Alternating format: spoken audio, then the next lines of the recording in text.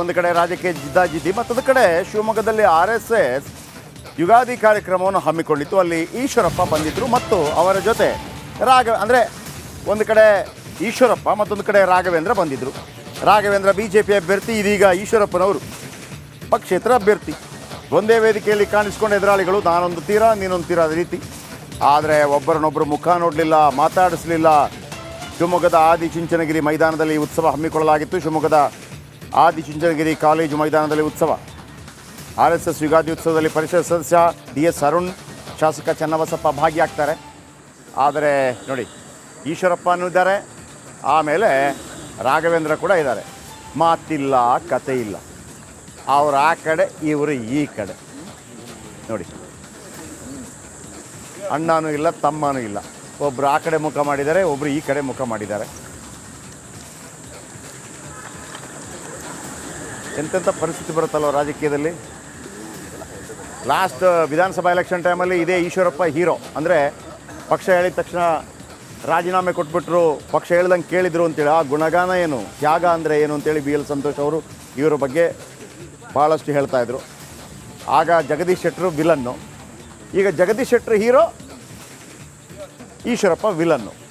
ಅದಕ್ಕೆ ಹೇಳೋದು, ರಾಜಕೀಯ ಪಕ್ಷಗಳಲ್ಲಿ ಶಾಶ್ವತ ಮಿತ್ರತ್ವ, ಶಾಶ್ವತ ಶತ್ರುತ್ವ ಇಲ್ಲವೇ ಇಲ್ಲ. ಹಿಂಗಾಗಿದೆ ನೋಡಿ ಪರಿಸ್ಥಿತಿ. ಯಡಿಯೂರಪ್ಪ, ಈಶ್ವರಪ್ಪ, ಆಮೇಲೆ ಅನಂತಕುಮಾರ್, ಮೂವರು ಒಗ್ಗಟ್ಟಾಗಿ ದುಡಿದವರು ಈ ಪಕ್ಷಕ್ಕಾಗಿ. ಇವತ್ತು ಒಂದು ರೀತಿಯಲ್ಲಿ ಇಂಥ ಪರಿಸ್ಥಿತಿ ಈಶ್ವರಪ್ಪನವರು. ಒಂದು ಕಡೆ ರಾಜಕೀಯ ಜಿದ್ದಾಜಿದ್ದಿ, ಮತ್ತೊಂದು ಕಡೆ ಶಿವಮೊಗ್ಗದಲ್ಲಿ RSS ಯುಗಾದಿ ಕಾರ್ಯಕ್ರಮವನ್ನು ಹಮ್ಮಿಕೊಂಡಿತ್ತು. ಅಲ್ಲಿ ಈಶ್ವರಪ್ಪ ಬಂದಿದ್ದರು ಮತ್ತು ಅವರ ಜೊತೆ ಅಂದರೆ ಒಂದು ಕಡೆ ಈಶ್ವರಪ್ಪ ಮತ್ತೊಂದು ಕಡೆ ರಾಘವೇಂದ್ರ ಬಂದಿದ್ದರು. ರಾಘವೇಂದ್ರ BJP ಅಭ್ಯರ್ಥಿ, ಇದೀಗ ಈಶ್ವರಪ್ಪನವರು ಪಕ್ಷೇತರ ಅಭ್ಯರ್ಥಿ. ಒಂದೇ ವೇದಿಕೆಯಲ್ಲಿ ಕಾಣಿಸ್ಕೊಂಡ ಎದುರಾಳಿಗಳು, ನಾನೊಂದು ತೀರ ನೀನೊಂದು ತೀರ ಅದೇ ರೀತಿ. ಆದರೆ ಒಬ್ಬರನ್ನೊಬ್ಬರು ಮುಖ ನೋಡಲಿಲ್ಲ, ಮಾತಾಡಿಸಲಿಲ್ಲ. ಶಿವಮೊಗ್ಗದ ಆದಿಚುಂಚನಗಿರಿ ಮೈದಾನದಲ್ಲಿ ಉತ್ಸವ ಹಮ್ಮಿಕೊಳ್ಳಲಾಗಿತ್ತು. ಶಿವಮೊಗ್ಗದ ಆದಿಚುಂಚನಗಿರಿ ಕಾಲೇಜು ಮೈದಾನದಲ್ಲಿ ಉತ್ಸವ. RSS ಯುಗಾದಿ ಉತ್ಸವದಲ್ಲಿ ಪರಿಷತ್ ಸದಸ್ಯ DS ಅರುಣ್, ಶಾಸಕ ಚನ್ನಬಸಪ್ಪ ಭಾಗಿಯಾಗ್ತಾರೆ. ಆದರೆ ನೋಡಿ, ಈಶ್ವರಪ್ಪನೂ ಇದ್ದಾರೆ, ಆಮೇಲೆ ರಾಘವೇಂದ್ರ ಕೂಡ ಇದ್ದಾರೆ. ಮಾತಿಲ್ಲ, ಕತೆ ಇಲ್ಲ. ಅವರು ಆ ಕಡೆ, ಇವರು ಈ ಕಡೆ. ನೋಡಿ, ಅಣ್ಣನೂ ಇಲ್ಲ, ತಮ್ಮನೂ ಇಲ್ಲ. ಒಬ್ಬರು ಆ ಕಡೆ ಮುಖ ಮಾಡಿದ್ದಾರೆ, ಒಬ್ಬರು ಈ ಕಡೆ ಮುಖ ಮಾಡಿದ್ದಾರೆ. ಎಂತೆಂಥ ಪರಿಸ್ಥಿತಿ ಬರುತ್ತಲ್ವ ರಾಜಕೀಯದಲ್ಲಿ. ಲಾಸ್ಟ್ ವಿಧಾನಸಭಾ ಎಲೆಕ್ಷನ್ ಟೈಮಲ್ಲಿ ಇದೇ ಈಶ್ವರಪ್ಪ ಹೀರೋ. ಅಂದರೆ ಪಕ್ಷ ಹೇಳಿದ ತಕ್ಷಣ ರಾಜೀನಾಮೆ ಕೊಟ್ಬಿಟ್ರು, ಪಕ್ಷ ಹೇಳ್ದಂಗೆ ಕೇಳಿದರು ಅಂತೇಳಿ. ಆ ಗುಣಗಾನ ಏನು, ತ್ಯಾಗ ಅಂದರೆ ಏನು ಅಂತೇಳಿ BL ಸಂತೋಷ್ ಅವರು ಇವರ ಬಗ್ಗೆ ಭಾಳಷ್ಟು ಹೇಳ್ತಾಯಿದ್ರು.